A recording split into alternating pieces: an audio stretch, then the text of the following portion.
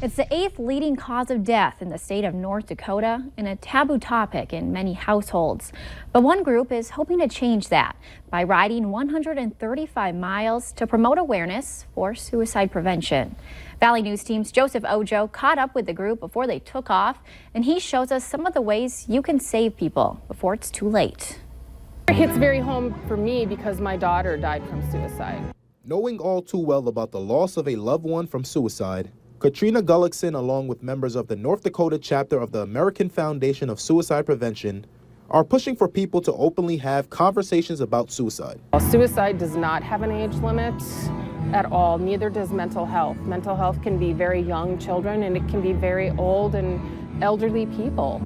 It's a bike ride of over 135 miles to discuss mental health so that more lives can be saved and teach people the signs to look out for. Somebody might say, well, I'm doing all right.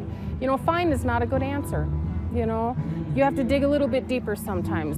While you might say that you are not a doctor, Gullickson says you know your loved one and can tell when they may be needing help. If you do know somebody that you do feel is having a mental health problem and you feel that they might be suicidal, be forth and say, are you feeling suicidal today? Because we need to talk about mental health. We need to have that awkward conversation and reach out to someone if we're worried about them, or we need to reach out if we're worried about ourselves.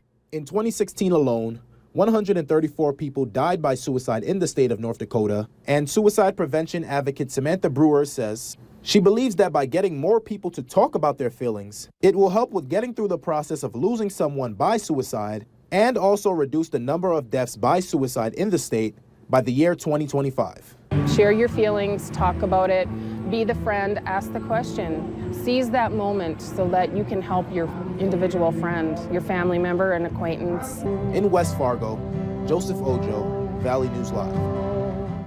And if you're having trouble reaching out to someone or even finding it uneasy to talk about suicide prevention, you can head to our website, valleynewslive.com, and click on this story.